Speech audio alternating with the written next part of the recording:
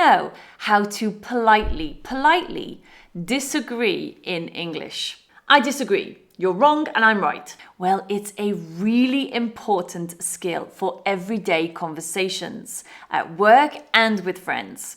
And in this video, I'm going to show you how to master it. Hi everyone, welcome back to my channel. I'm Kirsty and I teach English in France. Disagreeing doesn't have to be uncomfortable or rude. In fact, there are plenty of ways to disagree politely that help maintain good relationships and clear communication. So let's dive in. A simple way to disagree politely is by recognizing the other person's opinion first. This shows respect and keeps the conversation friendly. Let me show you. I see what you mean, but I have a slightly different opinion. I understand where you're coming from.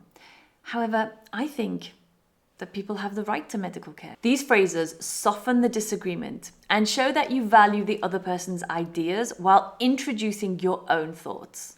Another way to disagree politely is by using softening words like perhaps, maybe, I feel, I think.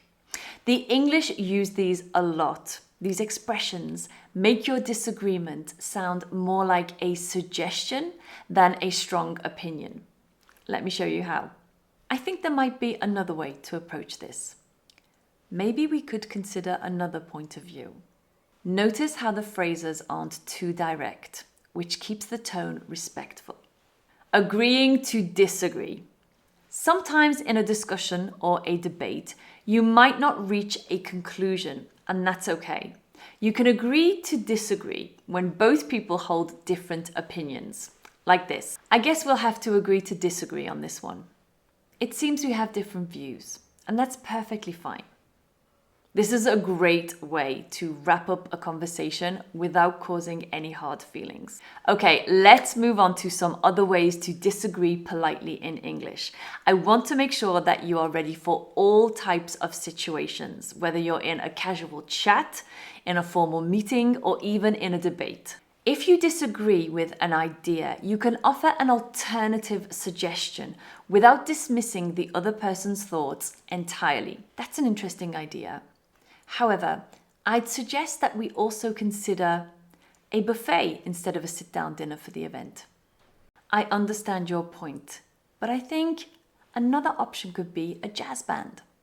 By offering a suggestion, you're showing that you're thinking about the situation and offering a constructive response. Sometimes you might want to express uncertainty to disagree in a gentle way. Phrases like, I'm not sure, or I'm afraid I don't agree, will help you disagree without being too harsh. I'm not sure I agree with that, but it's an interesting perspective. I'm afraid I don't agree with you on that.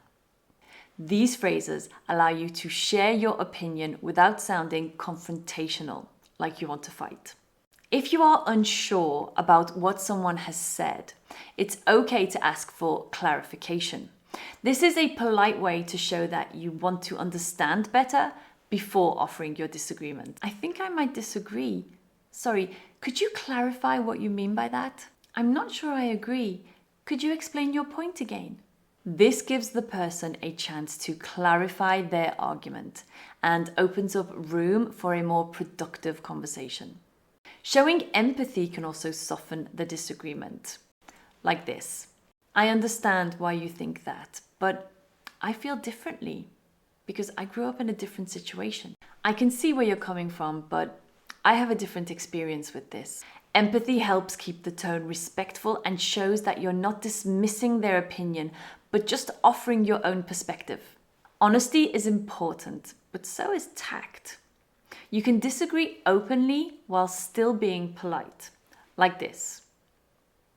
I respectfully disagree with that idea. I'm not sure I can agree with that. Here's why. This is direct but polite, and it shows that you're being honest without being rude. Avoid using extreme language like, that's completely wrong. You're totally mistaken.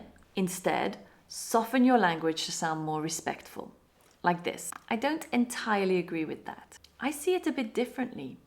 Using this softer language helps keep the conversation respectful and productive. Here's a quick recap with key phrases for politely disagreeing.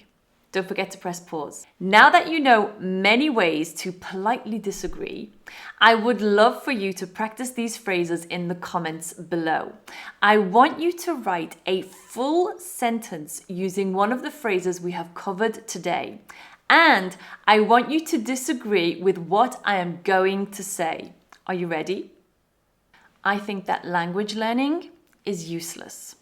Please disagree with me in the comments, politely, and give me your point of view on language learning. I hope you have found this video helpful. If so, don't forget to like, subscribe, and turn on the notification bell so that you never miss a weekly lesson. I have a lot more content coming your way to help you sound more fluent and confident in English. If you would like to do some more English with me, then click on the next video. I'll see you there.